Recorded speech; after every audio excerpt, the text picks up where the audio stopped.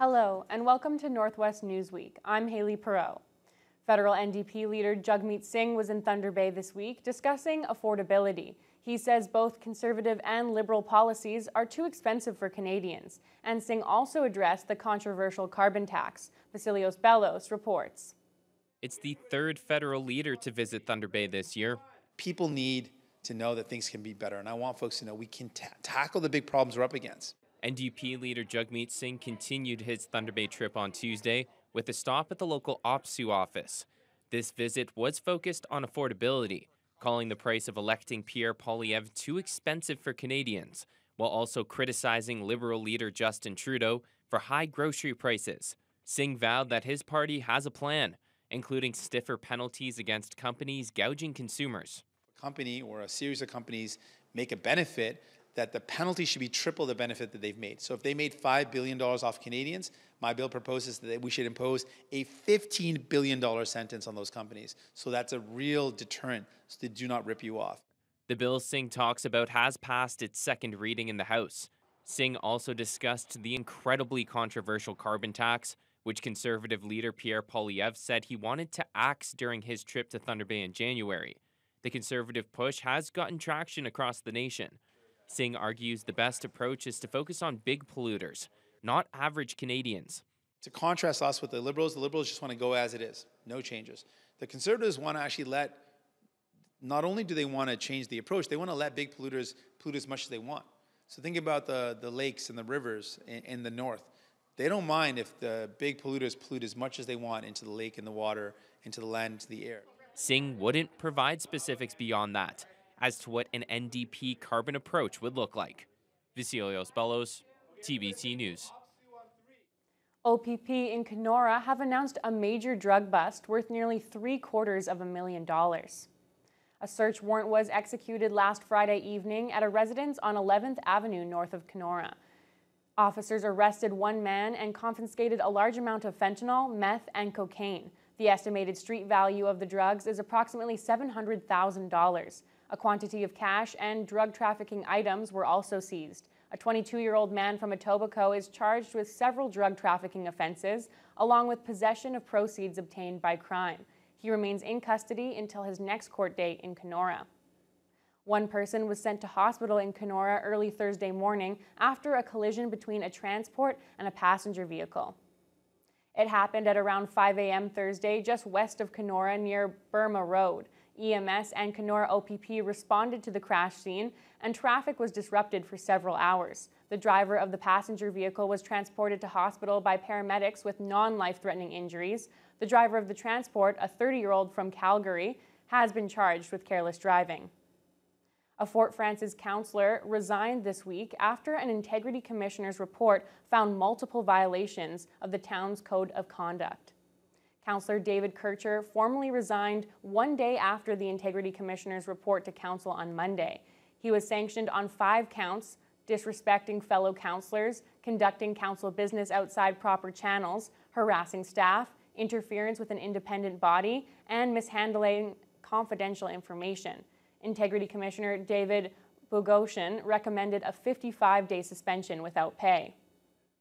Is that a high penalty? It's relatively speaking high. It's the highest I've personally given out. The highest before was 40 days. But I think it's fully justified. And in fact, if anything, I would have gone higher.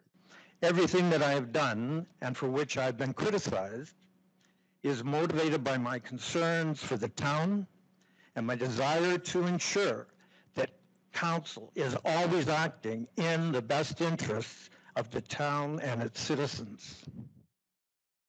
Kircher walked out of the meeting saying he was disappointed with the report and strongly disagrees with its findings and recommendations. Bogosian had also recommended a number of other penalties, including requiring Kircher to make a public apology to Councillor John Matagart for attacks of his reputation. Dubbed by the province as a corridor of prosperity, the proposed all-season road to Martin Falls and Webequie is supposed to unlock the economic benefits of the Ring of Fire mineral deposits. But will the First Nations be ready for the work that is expected to come their way? They're now partnering with the North Superior Workforce Planning Board to make sure that they are. Lee Noonan has the story. Martin Falls and Webbequay First Nations are working with the North Superior Workforce Planning Board to develop an employment readiness strategy. Their aim is to prepare the members of both communities for the economic growth that's expected with the construction of all-season roads and the development of mining industry in their territories. We have to prepare for that. If we can't prepare our young people with education or whatever, it has to be now. It has to be now. The Workforce Planning Board is collecting data from community members in both First Nations on their work and educational experiences, as well as their needs and aspirations.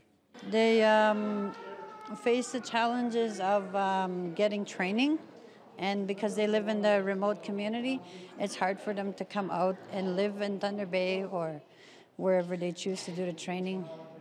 It's hard for them because they can't find housing and income. We're going to do a market study and see, okay, what's everybody interested in doing? What they thought their careers are going to be? What are the issues that they deal with? I mean, there could be support services that are needed. There are simple things. We've heard a lot of discussions around getting a bank card, getting a driver's license, getting a birth certificate. Those things are critical in order to get into the workforce. So those right off the bat are key things that have to be addressed. Although mining development is driving the initiative, the plan won't be limited to job readiness in that industry. We're going to develop pathways. So we're hoping to do quite a few pathways where they can take this and say, here's what you can do if you want to be this particular person. If you want to be a mechanic, here's what you got to do. You want to be a band manager, or maybe you want to be an accountant, or you want to be a musician or an artist. So we're going to give them these options so they can look at and see what they have to do as an individual.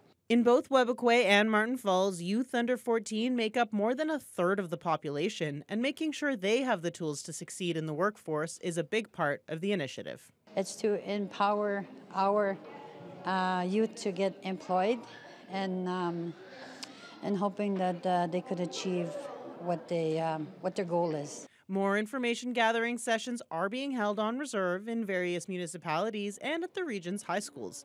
The results will be presented to the First Nations in about a year, and from there, next steps will be developed. Lee Noonan, TBT News. The Ministry of Natural Resources has released details of a lengthy investigation into illegal moose hunting in the Red Lake area, with hefty fines for the tourist outfitters and hunters involved. The cases were heard in court earlier this year, and in 2023, a total of 20 defendants were fined over $178,000, plus another $45,000 in surcharges for a variety of moose hunting violations. Along with the fines, 2 tourist lodges received 2-year bans on guiding, while hunters from Thunder Bay, Southern Ontario, and 3 U.S. states have had their hunting licenses suspended for up to 12 years. Confederation College has announced its next president. Michelle Salo will take over the role at the end of August, and she'll be the first college alum to carry the title. Vasilios Bellos was at the announcement. It's a new era of leadership at Confederation College. Michelle Salo as the incoming.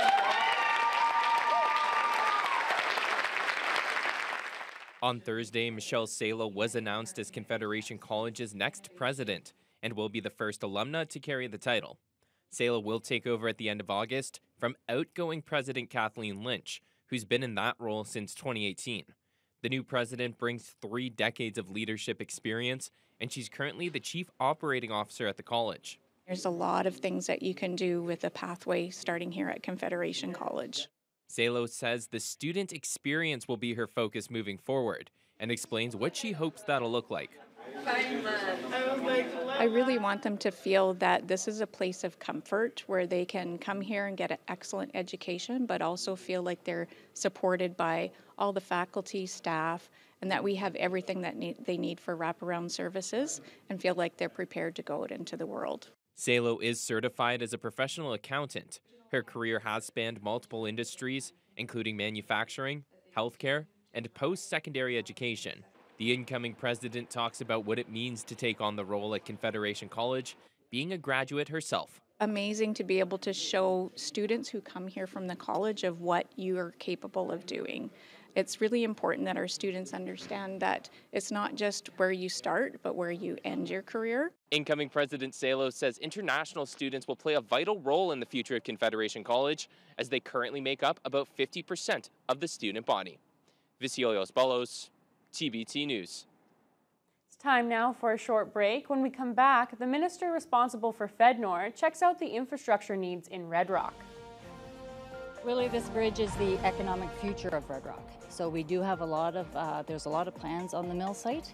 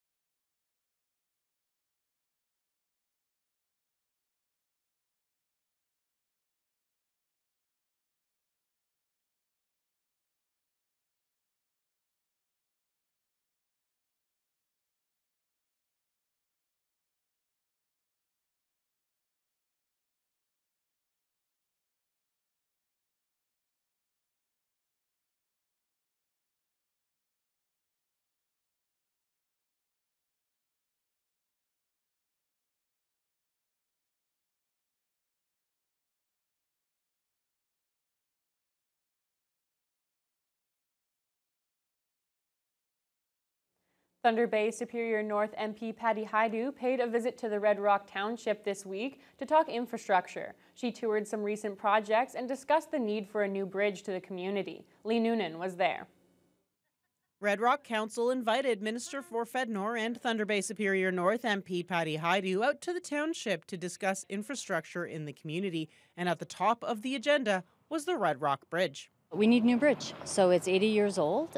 It's a timber bridge built when prisoner war camp came in and the Domtar mill. So it's in dire need. The mayor says replacing the bridge is projected to cost $7 to $10 million, much more than the municipality could afford alone. And in the meantime, maintenance costs are also taxing municipal coffers.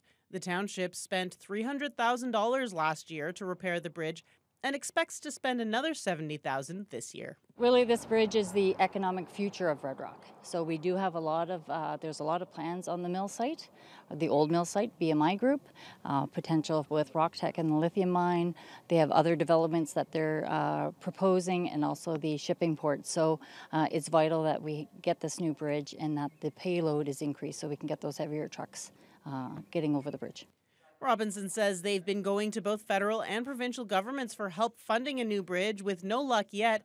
They hope Haidu will be able to help. The community hasn't been successful yet in finding a pathway for federal support, but my commitment to the council was to go back with their proposal and with explanation from me as their member of parliament about why this connects the critical mineral strategy and the agenda of Canada right now, which is to be a big player in the green transition. Council also took the time to show off some recent and ongoing developments in Red Rock, including major improvements at the recreation centre, the new $25 million wastewater treatment plant, which was completed in March, and waterfront lots that were recently cleared in preparation for future housing development. It's exciting to hear about Red Rock's success over the last number of years. These are all really great signs of growth, and I was really excited to hear about the council's vision for the future. We highlighted the rec center, which that stuff is going on right now. So new bowling alley, upgrades to the seniors flooring, air conditioning, and entryways in both the front and back entrance. Renovation of the rec center is expected to be complete in September and to cost a total of $2.3 million. Lee Noonan, TBT News. While in Red Rock, Haidu also toured the historic Quebec Lodge, which was recently purchased by the BMI Group and renamed simply The Lodge. For the time being, at least, the lodge will continue to be operated as a fishing lodge and bed and breakfast. It's been refurnished and renovations are ongoing with new electrical and plumbing.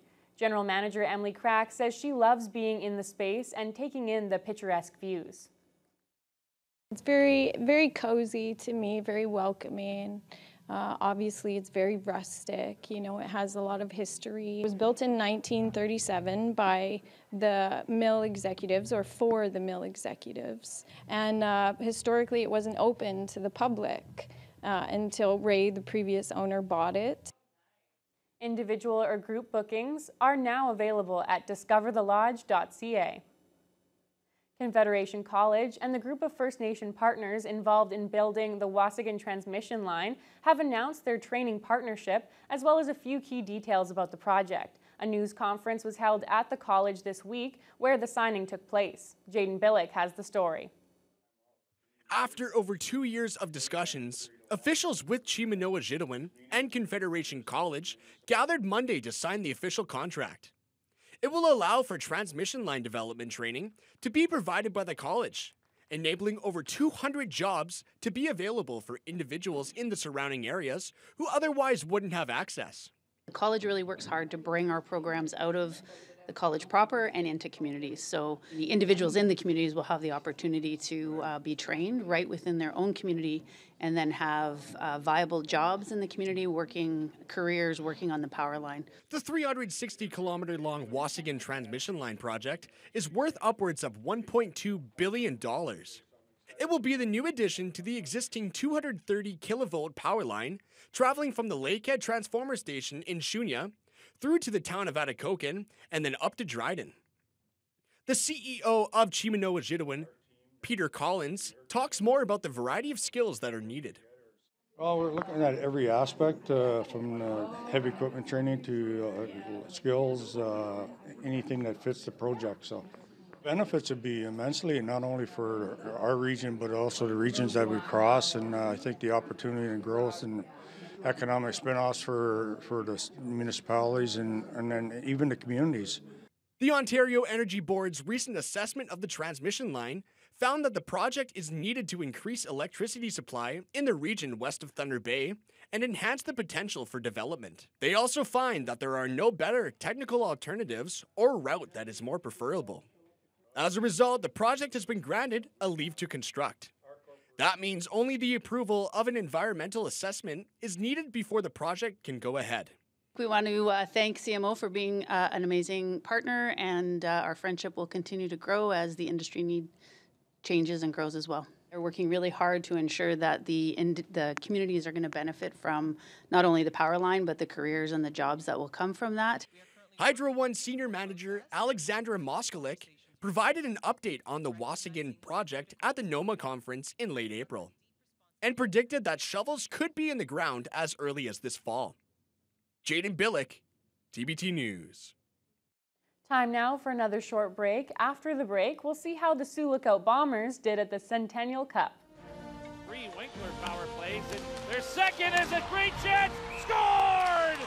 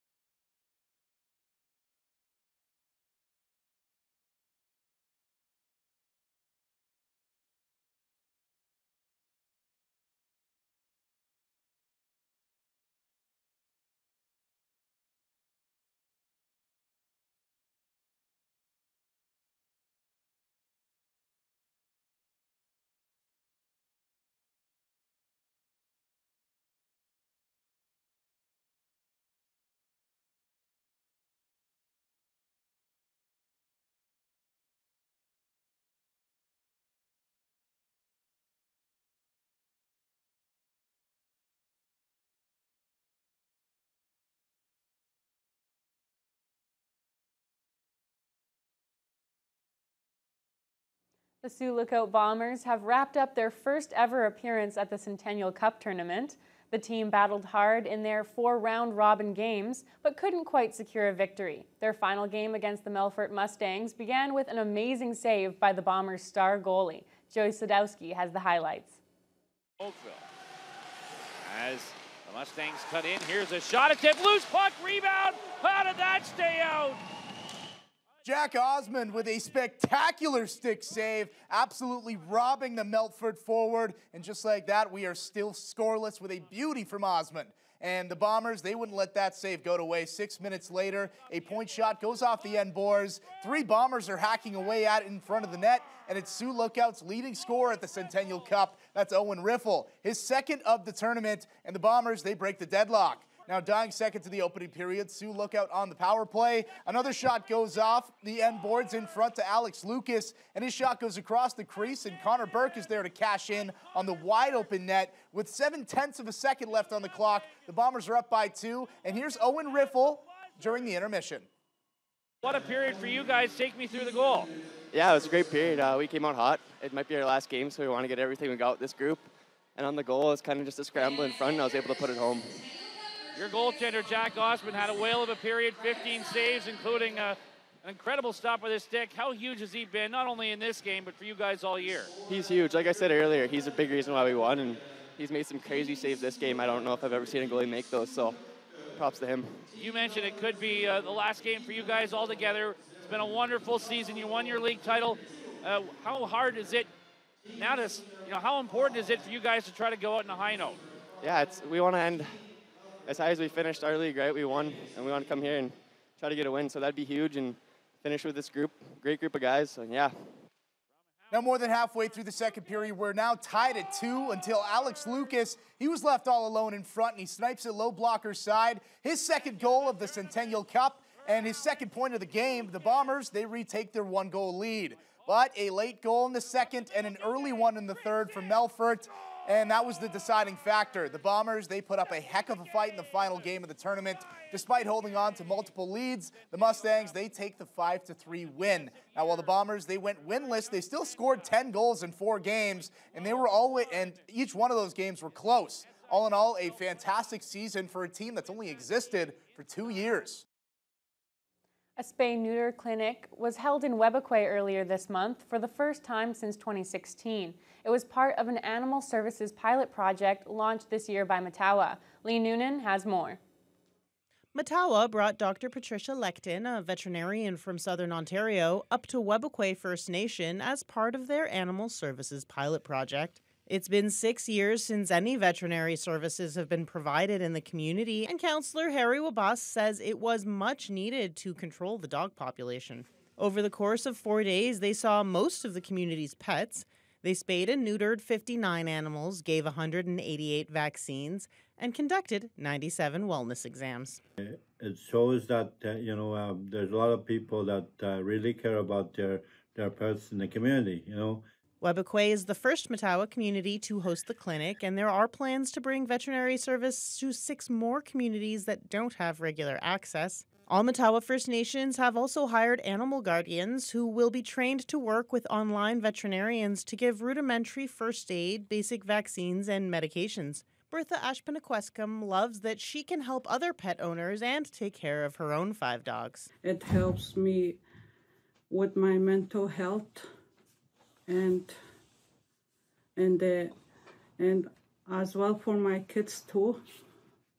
The program recognizes that colonization disrupted the relationships between people and dogs, and it aims to help restore those relationships. When you look at their historical connection to the dog themselves, we basically treated them like family before, and and we fed them just like we treat ourselves. Matawa's Animal Services Coordinator, Judy Cannon, says all levels of government need to acknowledge that there's a lack of animal services for First Nations. There is an inequality that Indigenous communities are facing right across the province.